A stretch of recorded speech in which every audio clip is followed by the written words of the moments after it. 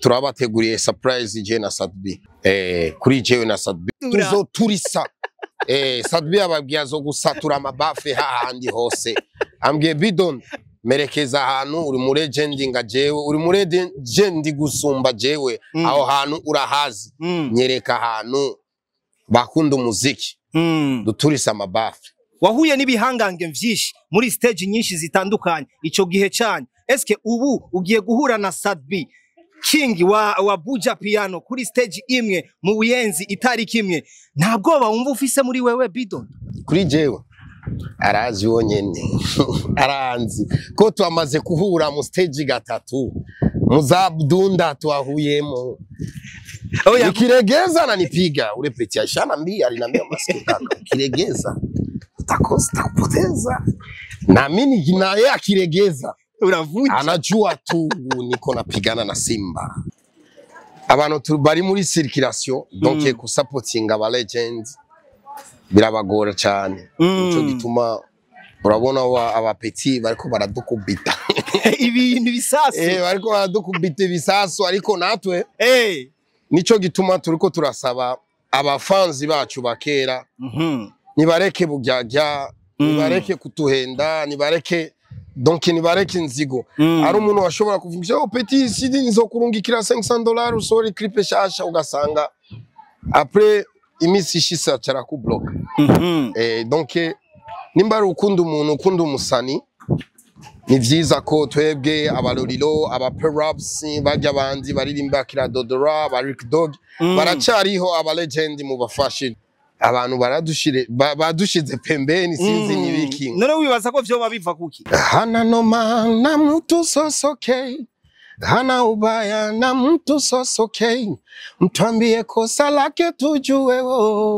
mbona tujajua kosa la soso.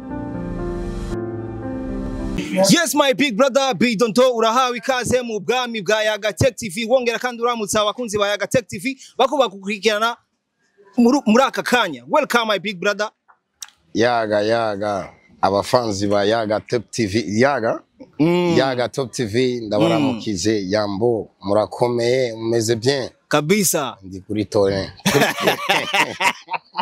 yo nawe umeze neza ariko meze neza vraiment ndi boom boom ndi shuha kabisa urabona ko umuzuko urahari cyane Bidon uri mu baririmbyi twovuga yuko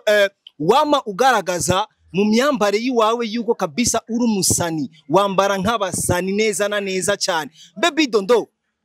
secret ukoresha kuguma kugira ugume ugaragara nk'umusani ibihe vyose ni yihe secret ukoresha no hena secret mbi ndarespect abantu ndayagana abantu neza uko nta muntu ashobora kubaho atari umufanzi donc kunivyo ari igihe bisaba ko arabafanzi barakugora mu mutwe bakakubaza ama question itabaho ego ariko kubganje jewe umuntu wari wose ndamuha yambo ndamurespecta abe mu papa abe mu mama ndamurespecta kandi cyane cyane muri quartier iwacu je ndatembera donc abantu muri quartier turabana menga tubana mu nzu imwe ndibaza ko barangunda donc no mu biteramo baritaba n'aba grand frère donc ndi yukindiro mu bantu kabisa niyo mpamvu twavuga yuko ukugaragara kwawe nk'umu artiste biracyakurimo nta kirahinduka na kimwe kuri wewe birimo biracyarimo ariko respect mu bantu n'umuntu washobora kubaho atabana abantu niyo banshorera abantu niyo banzana ama idée abantu niyo bagupangira donc programme zawe donc nushobora gutera imbere atari abantu kidole kimoja kivundi cyawe nahereye ku bibazo cyane ariko Bidon uraberewe sana mwizosi wambaye parcelle yo mu Buyenzi iyo shenete wambaye Bidon igwa amafaranga ngara reka nibaze kunyihisha nambaye amahera make ya gusa ni kugwa kuntu ndafise idée yo gupanga style ndari ikiniki biragendana kuko kenshi mfise abagenzi n'abastiliste sikuvuga nambariye menshi ariko ayo make ya kwishenete kuri yo chere kwa juu ebana ya afere ni kibazo sishobora kuvuga mbo sishobora kuvuga vraiment siziza ariko hari abandi baririmbyi bisanzura bakirekura bakavuga nko mu gihugu kibanye cyo muri Tanzania abaririmbyi baho barirekura akisanzura bakavuga bana jewe ikirato nambaye nakiguza amafaranga ishenete nambaye nayiguza amafaranga. Eske Bidondo ari muri ba baririmbyi batinya kuvuga ivyo bafise? Bo urabona abantu bita umu legend, donc umu legend n'umuntu yamaze kurengana ivyo bintu. Kuri jewe ndi umu legend kandi ndi umupapa w'abana batandatu. Yego. Donc ari ibintu sinshobora kuvuga ku ma réseaux sociaux. Bimwe ndavuga ariko ari ibintu navyo napotezea ndabona ko ni by'abana. Dufate kuntu Cristiano Ronaldo ashobora kwambara ishenete cange isaha y'amadolari ibihumbi ya $300,000. Yego. Ariko ntashobora kubivuga, nta munsi umwe ashobora kubivuga kuri réseaux sociaux. Ariko ushija gusa abantu bakabona ico kintu baca bakiha valeur directement. Donc ubone kuntu nambaye ubone kintu canje wenyene mu mutu wawe ucakiha valeur directement. Ariko je kuvuga valeur y'ibintu byanje ku ma réseaux sociaux narabirengeje. Urona umu legend kabisa. Ariko kungene je ndabibona umengo iyo shenete wambaye kubiharuro ngerageje kuraba urashobora kuronka nga parcelle mu Buyenzi. Kubwa ubone ko c'est bien ariko kubwaje vraiment ndabona ko ni ibintu bito ndiko ndagerageza gusimba gusumbya mfise. Sawa, okay. Bidondo uri mu ba legend bakoze amateka muri industry ya 257 warashiriye inzira bamwe mu ba new generation turiko turabona kano kanya. Eske dusubiye inyuma gato umuziki wawe wakijya gihe nubu ukungene uri kurabibona industry musicale ya 257 ukubibona gute mzee? Bo umuziki wanje wakijya gihe ego nari mfise abafanzi benshi cyane, nari mfise abafanzi benshi ariko abafanzi banje baragabanuke kuko bamwe bageza hanze mu Buraya, bamwe bagiye mu Tanzania, abandi bagiye kurondera ubuzima ugasanga financement yaragabanuke. Kera ukwezi donc sinshobora kumara amyezi abiri sindasohora video ego kuko nari mfise abantu bafise inoti barashiramo baguma basupportinga bakazana inoti bagashira mu muziki wanje. Ariko ubu generation yiwanje abantu bashobora gutanga 2 millions 3 millions 4 millions ku munsi umwe kandi barayatanga na nyungu bashaka. Bamwe ntibariho donc abantu bari muri circulation donc ku supporting aba legends birabagora cyane. Ico gituma urabona aba petit bariko baradukubita ibintu bisasu bariko baradukubita bisasu ariko natwe nico gituma turiko turasaba abafanzi bacu bakera nibareke bugyajya, nibareke kutuhenda, nibareke donc nibareke inzigo. Ari umuntu washobora kuvuga oh petit sidi nzokurungikira $500 usore clip shasha ugasanga après imisi ishisa cara ku block. Donc nimba ari ukunda umuntu ukunda umusani ni vyiza ko twebwe abalorilo aba perhaps bajya bandi baririmba kira Dodora ba Rick Dog baracariho aba legend mu bafashe. Donc ko ndiko ndabona aba legend bo muri Tanzania bariko barafasha kabisa. Ariko aba legend bo mu Rwanda dufate ujya nani bamwita The Ben ni mu legend ya ariko arakora bariko baramufasha. Ariko aba legend bo mu Burundi menga abantu badushize pembeni sinzi nibiki. None wibaza ko vyo babiva kuki? Donc inatokea kwa nini nimuronke iyo support nk'aba legend mwaciriye inzira new generation turiko turabona muri kano kanya? Donc ce sont des hypocrites. Donc niba arashobora kugutelefona akakubwira mzee squeeze umezimika hauna kipya.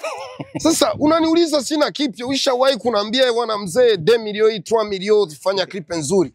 Donc ce sont des hypocrites. Mureke kutubaza ngo mzee una kipya, mzee umezimika. Murete lare tufanye kazi. Na mwazire kazi tutabasupport na mwe mu bintu muriko mura invest. Ejo ari umuntu yarambajije ngo Bidondo ngo je mfise ibotike ndashaka ungirire publicité. Candamubwira 5 millions. Acavuga 5 millions gute urazikura umugenzi ayo mahera ni menshi je urabona ndiko ndagira projet nzo gufasha nanca ndamubwira kuva wagiye hanze ari dolari 1000 wanungikiye kugira ngo utanguye kumfasha none wowe ushaka dufashane nimba ari waransore clip zibiri zitatu kubwanje jewe iyo publicité ya company yawe ibintu bya udandaza nari gukorera kubuntu ariko nimba ari uraziko kuva wagiye hanze kuva waronse note utashira mu muziki wanje na n'igihumbi na n'amajana 5 utashira mu muziki wanje vraiment uzane business yawe mu muziki wanje ngo shaka kudandaza shaka publicité nikunda chino tindagenda mama wana utasikia cha moto kabisa donc aba petit ubu bafise bashushu ba diaspora bafise bantu babakubita mw'inoti bafise generation ziwabo zigiye hanze generation ziwabo zifise inoti zibibuka na hypocrite ziri barimo bariko barabafasha ba petit bariko barakora bien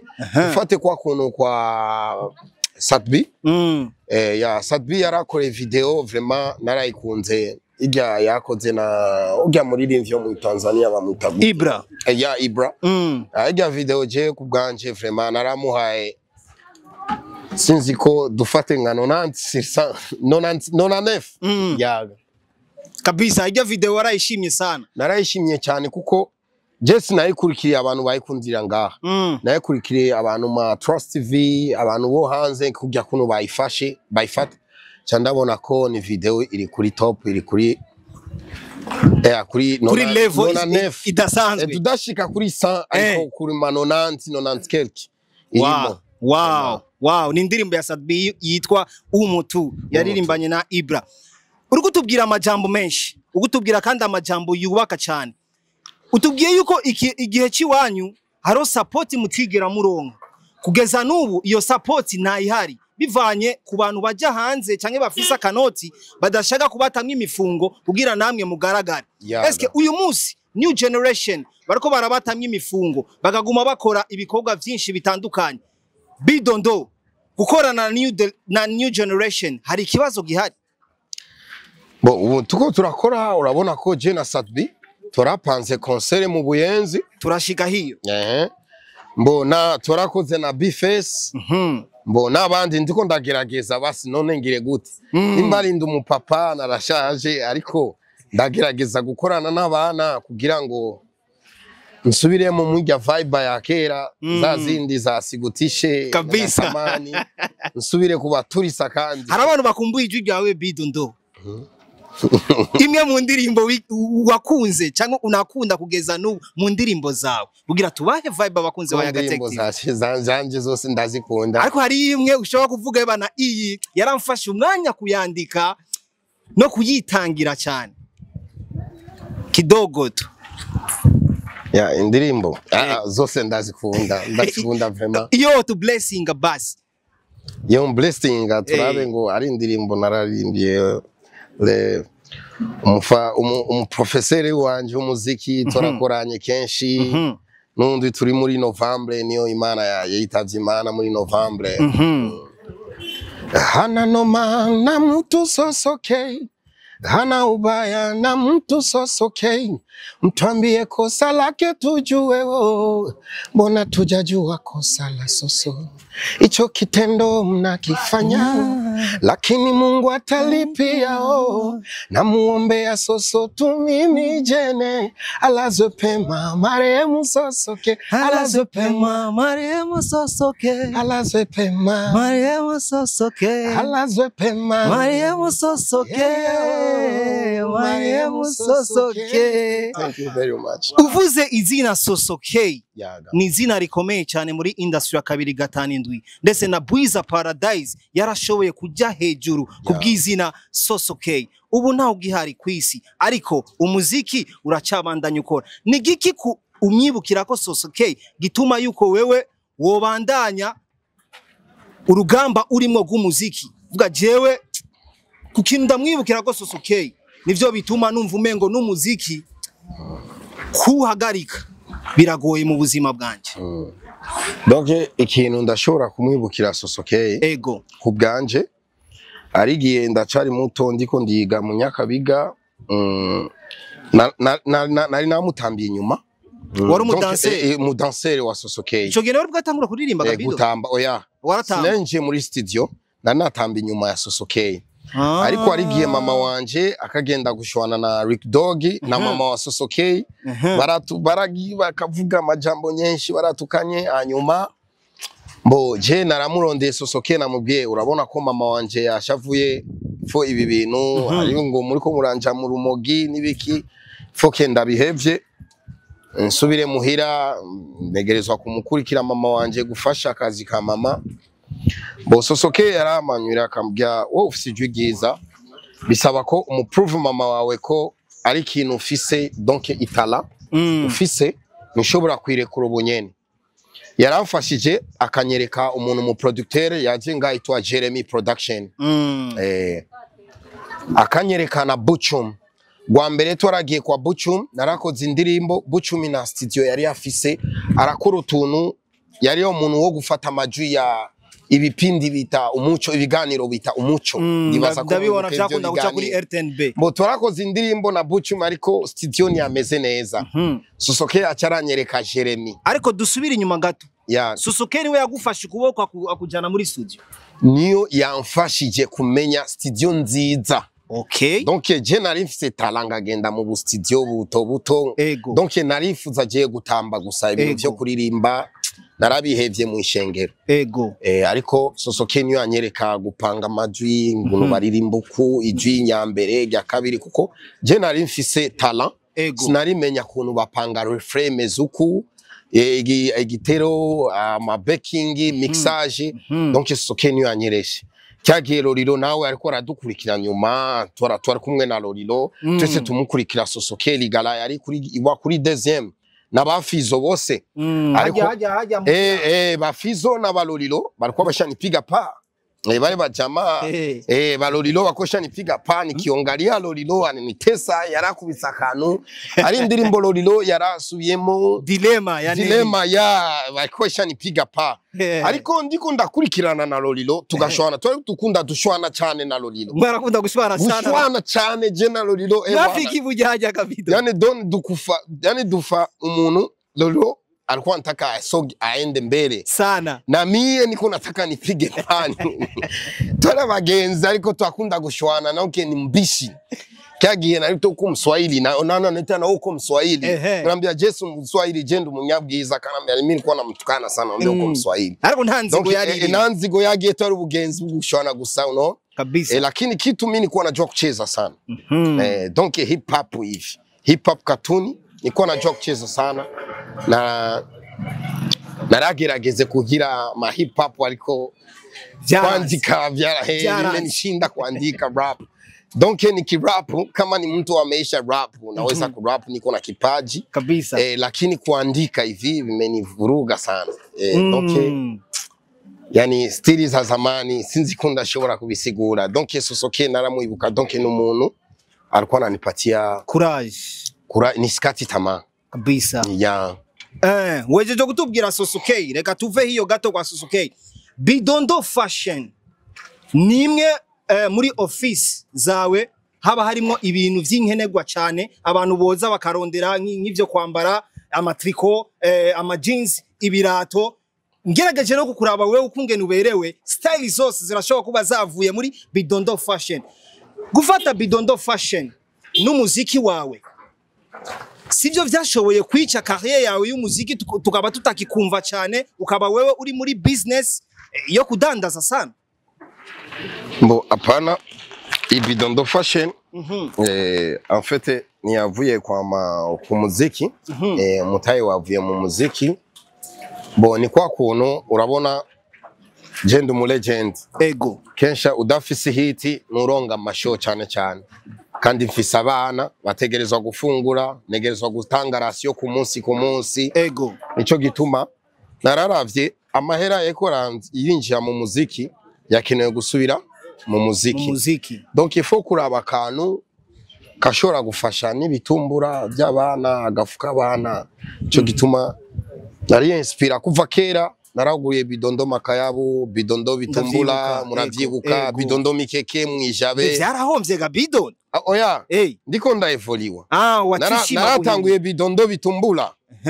donc ibitumbura dufate umutayi wangahe 50000 ninje bidondo mikeke umutayi wangahe 200000 ninje bidondo makayabu umutayi wangahe 500000 imitahe yaguma yiyongera ninje bidondo fashion donc ipantaro zibiri zirafise umutayi wa makayabu ikirato nambara Air Force n'umutayi w'ibitumbura donc ndiko ndaduga pa ndiko ndagerageza kuduga donc umuntu waduze ejo ndi muri bidondo fashion shaka ya bidondo magari bidondo mamoto ya gabidondo studio sico coba cyaratumye utagikora cyane umuziki kwera uri muri business yo kudandaza impuzu n'ibindi oya biramfasha mbo kwa kundonga mainite ndonga karasyo abagenzi baraza kutugaterama tukakubi ligala gusa na amahera make nanje ngambara kugenda gusora amahera gushorera abandi sometimes naweza kupata show lakini sina mavazi badansere banakosa mavazi nachukua hapa najikopesha faster Bidondo kugira twinjire neza na neza mu kiganiro cyacu kugira tuce tunakirangiza kugira ndaguha umwanya ushobora kuja mu bindi bikorwa vyawe ufise hariko hategurwa show concert izoba burya ni tariki izoba itariki hajya mu Buyenzi le 1er novembre le 1er novembre mu Buyenzi ni giteramo twovuga yuko kiko kivugisha abantu benshi batandukanye aho kuri affiche iyo concert tumubonamwo King Sadbi umwe mu ba hitmaker dusanzwe dufise hano mu Burundi bamwe bavuga yuko ico giteramo cyateguwe mu Buyenzi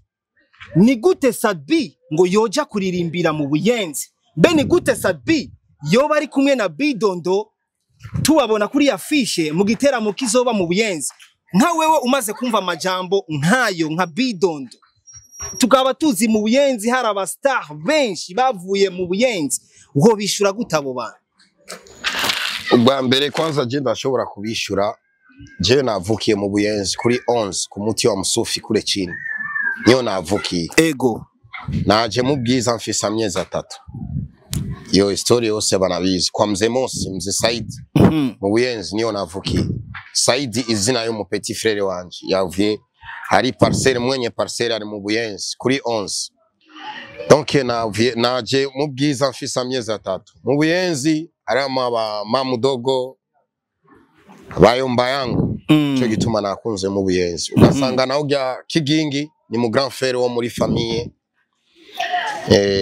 mbo navuye kubera iki aba star dukunda hano nga muri ville na handi hanu dukura biteramo mu makartier wacu turibagira hano twavukiye hano dufise abantu badukunda hano abavyeyi batuvyaye hano dufise abantu twarakuranye ifo naboke ifo baronge ijya vibe iwacu wanasema nyumbani ni nyumbani cyo gituma natanguye kuzana ama inspiration yo gutegura amashow manini ya muri quartier cyo gituma nashobora kubabwira abantu bo mu Buyenzi abantu bo mu Bwiza bo mu Nyakabiga mutwitabe neza turabakeneye mudufashe mudusupporting nimba ari 20000 10000 turazi ko murazifise ayo namahera make yakuri mwebwe mwereke abantu babahanze bo mu babita ngo na ma VIP nakirimo muze ni noti mwereke dukubite show dusaduke dusare mumwereke Sadbi ibintu atarabona hahandi agenda gukora ma concert ziwe mumwereke ko muri quartier ari vibe kabisa natwe turabarindiriye turabateguriye bishasha bwana turabateguriye akataraboneka kandi abo bantu bareke kuvuga bla bla mu Buyenzi ndo nyumbani tunakuja tena tutawafanyia mambo mazuri zaidi hadi kwa watubwiye kuri umunyabwiza Bidondo je ndi navukiye mu Buyenzi ninjiye mu Bwiza mfisa amyezi 3 donc ni Buyenzi bwiza okay ariko icyo nashaka kumenya ni ba bantu bavuga yuko ni gute Sadbi yoja kuririmbira mu Buyenzi ampisa agakorana ngo igiteramo na Bidondo abo bantu bo bishura gute abo bantu ndashobora kubishura ni inspiration yaje kuri jewe na Sadbi kuri jewe na Sadbi yani walipazarau ile sehemu donc si mu buyenzi gusa no mu buterere tuzoshika so mu buyenzi gusa no mu buterere no mu bwiza no za zindi makayogoro hanu hose abantu dufise abantu badukunda tuzoturisa Sadbi ababwiye zo gusatura amabafe hahandi hose ambwiye Bidon merekeza ahantu uri muri legend nga jewe uri muri legend gusumba jewe aho hantu urahazi nyereka ahantu bakunda umuziki duturisa amabafe. Wahuye n'ibihangange vyinshi muri stage nyinshi zitandukanye ico gihe cyane, eske ubu ugiye guhura na Sadbi King wa Buja Piano kuri stage imwe mu buyenzi itari kimwe, ntabwo wumva ufise muri wewe Bidon? Kuri jewe arazi wonyene aranzi ko twamaze kuhura mu stage gatatu muzabdunda twahuyemo. Ukiregeza ananipiga ule peti ashana mbi alinambia maskini kaka ukiregeza utakosa kupoteza na mimi na yeye akiregeza unavunja anajua tu niko napigana na Simba anayua grafe ni mkali wa show sasa nikiregeza hapa watu watanambia toka Bidon ndo asubire kuri stage kabisa. Jumi nikiingia ku stage watu wote wanayua ushaka gushoza anja gende ma YouTube ma Facebook andise Bidon ndo show mkali wa show ataona ni moto moto. Show zawe kenshi usanga zifise vibe nini ya cyane kandi tandukanye aho atabandi bantu dukunda kubona bafise vibe nkiga yiwawe. Eske Bidon ndo nari muri babaririmbyi bakoresha imiti imbere yo kuja kuri stage kugira abantu babakomera induru cyane? Na muti ngoresha mfise discipline. Wow. Discipline yanje muri show. Ndubaha umuziki wanje ndikunda ndakunda akazi kanje kandi mfise discipline mu bafans. Igenda bagiye duza bose baraduza dutambe bose baratamba. Barambura impuzu bose bakambura impuzu dusare hari abandi baguma mu masotier. Bidon ndo wobatumira abashobora kuzoza mu giteramo kizoba itari kimwe mu kwezi kwa 11 ubwira bazoze ari benshi basidukane niyonka baze ku bwinshi, niki wobabwira abafana barindiriye ico giteramo? Abafana ndabashobora kubabwira kubwanje fisi bishasha ni surprise kubwa Sadbi afise nawe bishasha yabwiye Bidon tubakubita abafanzi surprise donc turabateguriye surprise je na Sadbi kandi ari indirimbo rikoraza je na Sadbi. Wow exclusive news muri Yagatech TV kabisa. Bidon ndo reka ndagushimire cyane nongera nshimira n'abakunzi ba Yagatech TV kuko ngene badahengesha nyagudukurikirana ku mwanya nongera kandi ndababwira babandanye bakora subscribe kuri channel za Bidon Ndombe. Imbuga zawe zikoreshwa kujya nyene amazina yawe Bidon Ndo? Bidon Ndo ugiye kuri YouTube andika Bidon Ndo, ugiye kuri Facebook and Bidon Ndo Love Bidon Ndo ashaka kubona ibintu byose. Ariko Instagram umengo nturiko sana mbo ndiko ndagerageza ariko urabona ko urabona ibintu by'abana twe twabimenye vuba tiko turagerageza ari giye ndafata telefone abana bakarira ngahita ngenda guterura abana mbo turiko turagerageza kwinjira muri generation natwe bizoba moto generation moto Simuoni yule anapendeza